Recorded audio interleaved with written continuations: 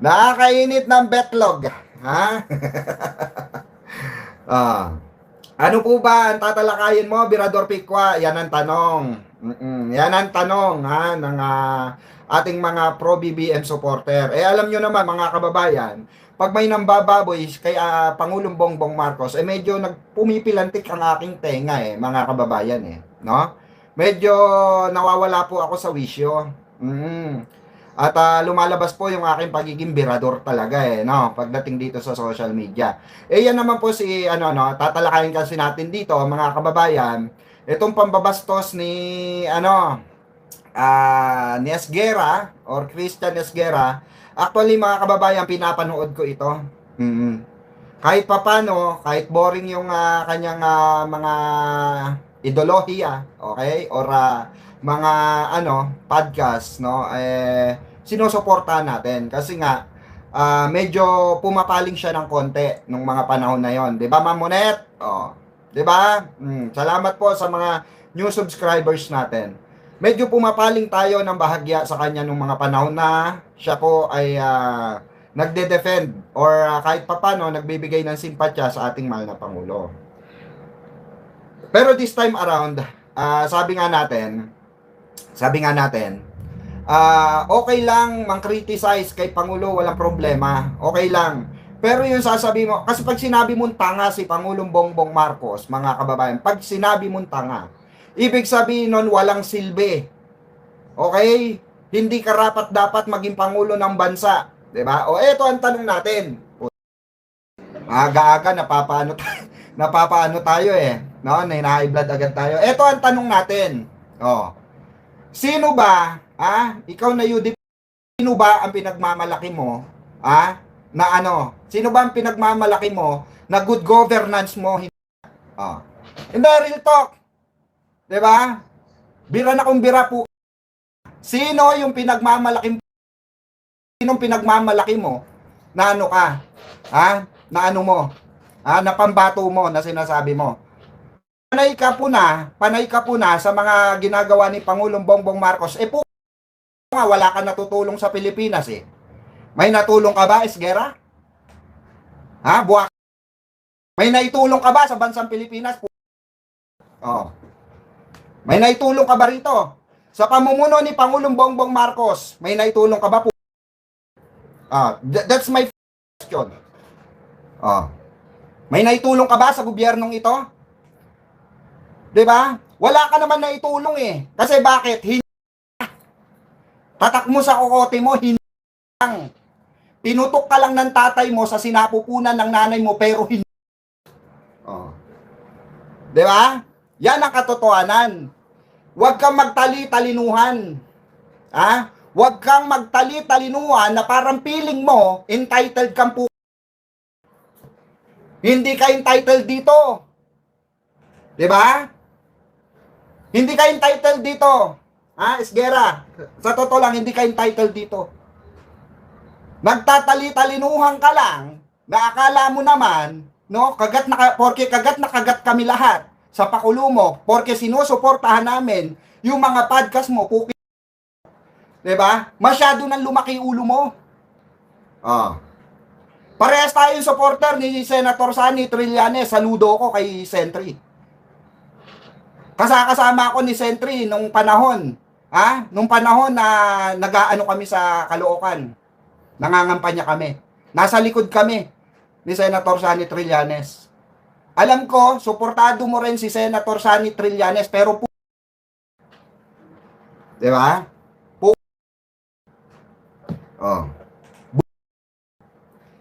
Dahil bago ka magsalita na sabihin mong tanga si Pangulong Bongbong Marcos, bago mo sabihin, pag nakita nga kita, baka sampigayin kita Bago mo sabihin na tanga si Pangulong Bongbong Marcos, you have to make sure na yung pinagmamalaki mong politiko mo, kahit sino yung politiko mo na yan, siguraduhin mo, i-drop name mo kung meron bang nagawa yung pinagmamalaki mong mo. 'Di ba? Poncio Pilatong padrino mo. 'Di ba? 'Di ba mga kababayan? Buha ka ng inang to Akala mo kung sinong untouchable ang animal. 'Di ba? Big din. 'Di ba? Big din, tandaan mo 'yan. Ha? Wala kang kailangang ipagmalaki o pagmataas dito. Dahil big ka lang din. Ha? Kilala ko amo mo.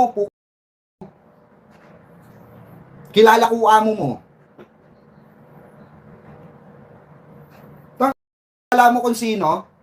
Kala mo kung sinong nagmamagaling, 'di ba? Kala mo kung sinong nagmamagaling tong ano na to, ha?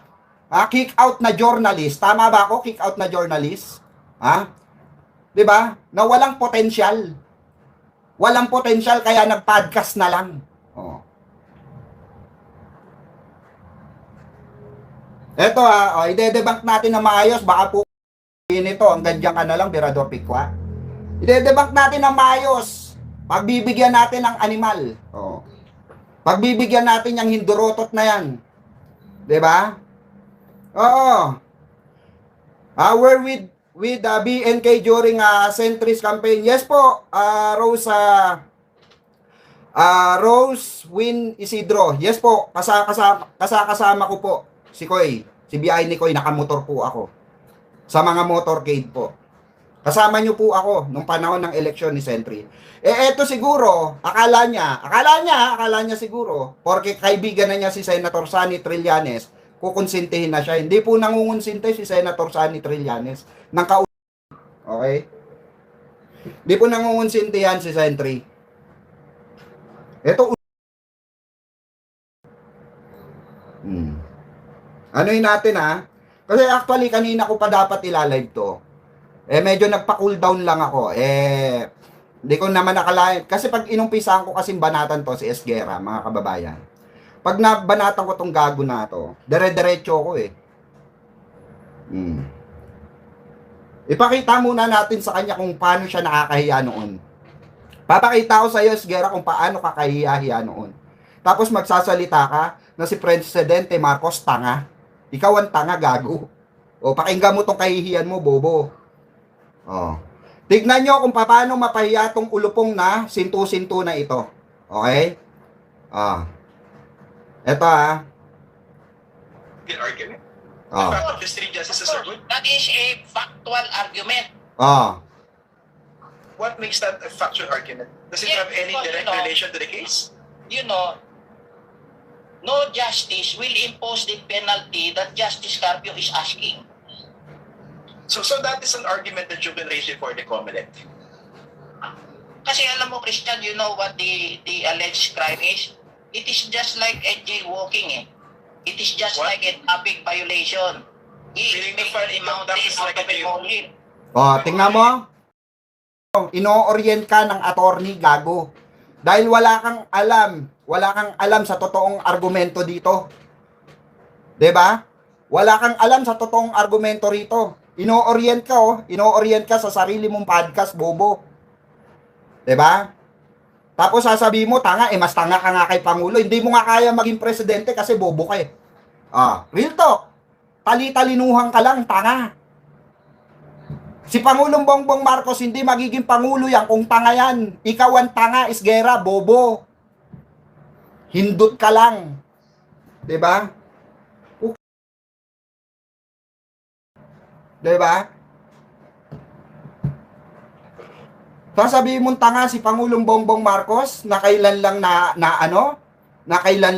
nagising na may korupsyon. Ulol, sabihin mo yan dun sa mga amo mo. Bakit hindi niya ma-drop name, mga kababayan? High blood talaga ako rito ngayon, Ma'am Dali Babes, pasensya na. Puro mura maririnig nyo rito kay Berador Pikwa. Makikita nito kung gaano tayo kabirador dito sa SOCMED. Kahit araw-araw kumurahin niya, wala problema sa akin. Kupal Nagkukupal. Sasabihin niya, wala siyang pakialam. 30 nga, minumura ko Binabastos ko, panghayop na yan. Sino ba yung hindot na yan? Sa lipunan. Batukan ko pa yung animal na yan Diba? Pangahan ko pa yan Tatakot dyan. Magkita tayo ng personal. Pagka hindi pinaluhod kita sa harapan kung animal ka. Kala mo kung sinong hindot na to? na magsalita kay Pangulong tanga? Ikaw ang tanga. Hindi magiging Pangulo si Pangulong Bongbong Marcos kung tanga yun. Ikaw ang tanga, bobo. Tandaan mo yan. Isaksak mo yan sa utak mo. Pasalamat ka, pinutok ka ng gago. Hindi ka sana nabuo. Dahil sa magulang mo, sabihin mo sa magulang mo, salamat inay, may nabuhay na panibagong tanga. Di ba? Kala mo kung sinong animal?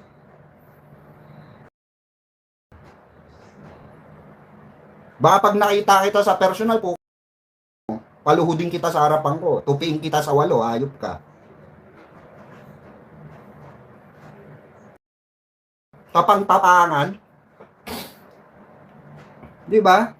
Kala mo kung sinong matalinong magsalita ng tanga sa presidente? Naging presidente ng Pilipinas yan, may alam yan. Eh, ikaw anong alam mo? Esguera, sige nga. Alam mo. Oh, anong alam mo? Matalo sa debate, tanga. Hamon ka ng hamon ng debate, talo ka naman palagi, bobo. Oh, pakinggan natin 'tong sinabi niya para mas malinaw. Wala ka na yung isang group na confidential contact. Yun, si Eugene Keeler, si classmate, magandang gabi. Paolo Bayanin, magandang gabi. Don Collier or Collier, magandang gabi po. Thank you for watching. Tatay. Pakinggan natin. Miralles. Ah, Magandang gabi po. Amy Johnson, good evening din sa'yo. Si Kaiden or Kaiden Benitez, magandang gabi po. Oy, taga-Canada si Kaiden. Oh, nakita ko to, may nagpa-private message. eto kasi kaibigan din to nila Sir Yamas. Nila Lovely, nila Joey, nila Kagawad Joey. Kaibigan din to si Esguera. Kaibigan nila. O pasintabi po muna ina-acknowledge namin yung pakikiramay nyo sa Bengador, especially kay Mima po. No? We totally appreciated your presence there. Doon sa doon sa ano ni Mima, no? Doon po sa burol ni Mima. Humihingi po kami ng pasasalamat at salamat po sa respeto nyo sa Bengador, sa mga kapatid ni Mima. Okay? Nagpapasintabi lang tayo, labas po dito yung mga ibang pinklawan. Kasi may mga kaibigan po kaming pinklawan. Okay? Marami po. At lahat po yung kasundo namin dahil iisa lamang po ang gusto namin, good governance. Diba? Good governance. Ito, hindi namin alam kung sinong good governance nitong animal na to. Okay? Hindi po namin alam kung sinong pinagmamayabang na to. No? Pakinggan natin. Magandang gabi po. Thank you for watching. Sabi ni, ito, mukhang sweldo raw ng mga trolls ngayon. Humahabol. O, sa bagay. Pero baka next payday na yan. No? Although, napansin ko yung mga galit na galit, nagagalitin din sa post ko. Hindi naman trolls yung iba eh. Yung iba talagang trolls, makikita mo. Very suspicious yung iba mga totoong tao talaga eh. So, mga talagang panatiko. Galit na galit eh. Init ng mga ulo eh. Talaga, init ng ulo nyo. Ako, tulad ko, Esguera, mainit ulo ko sa'yo. Tapos yung narrative na paulit-ulit. Ano raw? Ang tao dito? Pag bumanat ka sa mga Duterte, kumakampi ka raw dun sa bangag. Kaya yan sinasabi nila, kumakampi ka rito kay Bongbong Marcos. Ang ulitin ko, no? Sino ba bumoto dyan ng 2022? Sino daw bumoto? Nadamay niya naman ako dyan. Nanahimik ako rito. Kinundin ako nga lahat ng magnanakaw sa gobyerno. Kasi ang konteksto ng komentaryo ko, di ba, yung 7.2 trillion pesos yung proposed budget for 2027. Di ba, kung ako yung corrupt na congressman o senador, di ba? O DPWH, o contractor ako, maglalaway ako dyan, di ba? Wow. Yan ang reaction ko dyan, 7.2 trillion pesos. Mas malaking budget, baka iniisip ng corrupt, mas malaking mananakaw ko dyan. Kaya kailangan bantayan natin. Yun ang pinapaliwanag ko. Pero syempre, yung mga bulag na mga panatiko, wala silang pakialam dyan sa kahit anong paliwanag. Mas kanti mo yung kanilang Panginoon, magagalit yung mga yan. Kaya minsan, ang hirap hirap mahalin ng Pilipinas no? Hindi nare-realize itong mga kababayan natin, yung mga totoong tao, no? Ngayon, nagbubulag-bulagan pa rin. Hindi na na-realize na pag ito mga pinapaglaban natin na good governance, paglaban natin sa korupsyon. Good governance daw. Diba, yan yung dapat ma-realize nila. Kunwari, majority or plurality of our voters go for the corrupt. Yung mga tanga. Ah. Nagiging senador, nagiging mataas na opisyal ng gobyerno. Mm. Damay-damay tayo lahat, diba? Pati yung mga hindi naman bumoto doon sa mga ganong klaseng politiko. Oo. At the same time, kung yung ma-achieve natin na objective ay mabawasan yung pagnanakaw sa gobyerno, lahat naman tayo panalo eh. Oh, which is, eto Esguerra, paano mo nasabing tanga si Pangulong Bongbong Marcos? Eh, yun nga yung ginagawa niya. Nilelesen, hindi problema ni Pangulong Bongbong Marcos kung hindi ka satisfied. 'Di ba? Pero walang problema ron kung hindi ka satisfied. Pero yung tawagin mong tanga si Pangulong Bongbong Marcos. Aba, teka lang. Yung mga sinusuportahan mo bang yung mga suportahan mong politiko, may nagawa ba? Nagawa ba yung ginagawa ni Pangulong Bongbong Marcos? Example na lang, kung sino yung sinusuporta mong presidente ngayon, alam ko kung saan kang partido, alam namin kung kanino kang partido. Ipagpalagay na natin, okay, ipagmayabang mo yung presidente mo, may maipupukol kami, kaya nga hindi, eto mga kababayan to clarify, okay? Yan po, si Esguerra, okay? Yan po si Esguerra, si Christian Esguerra na yan. Yan po, panatiko po yan. Panatiko po yan ng dating administrasyon. Ayaw niya i-drop name. Kasi may namatay noong, na karumal-dumal na nangyari sa Mindanao noon. Kasi alam niya mapupulaan siya. Kaya nga humiwalay si Lenny dyan eh. Kaya nga humiwalay si Madam Lenny dyan. Dahil bakit? Mismo doon sa bakuran ng mga amo mo, Esguerra, kurap. Kaya nga hindi niya ma-drop name kung sino yung sinusuportahan niyang pagkapangulo noon. Bago si Pangulong Duterte at Pangulong Bongbong Marcos. Dahil mismo yung presidenteng pinagmamalaki niya noon, hindi niya ma-drop name. Kasi nga alam niya may butas. Ganyang kaipokrito yung hayop na yan, yung unggoy na yan. Ganyan po. Correct, idol ko. SAP 44. Ayaw niyang i-drop name. Kasi alam niya mapupulaan natin siya. Pero alam namin sinong partido yung hayop na yan. Yang animal na yan. Baka magulat ka kung sinong suporta ni Pangulong Bongbong Marcos. Ganyan-ganyan ka kay Pangulong Bongbong Marcos, baka magulat ka kung sinong suportahan niya. Kaya wag kang masyadong bida-bida, Christian Esguerra. Hinay-hinay ka lang. 'Di ba? Hinay-hinay ka lang. Hindi ka matalino, alalahanin mo. Kasi kung matalino ka, isa ka sa nagpapayaman ng bansa natin. Bobo. Isa ka lang kagaya naming content creator na nanggagatas dito sa social media. Bobo. Wala kang bilang sa Senado, sa Kongreso, o kung sa anumang political will na ginagawa ng isang politiko. Wala ka. Supot ka pa. Tali-talinuhan ka lang. Pero literally, bobo ka. 'Di ba mga kababayan, mga ka-BBM, bobo yan. Nagtatali-talinuhan lang yan. Kahit ako, kaya kong debatihin yan eh. Kaya ko kahit saang larangan yan. Mapasalita ang kalye, mapasalita ang may utak, mapadebating may batas. Kaya kong i-debate yan. Kaya kong paluhudin sa harapan nyo yan.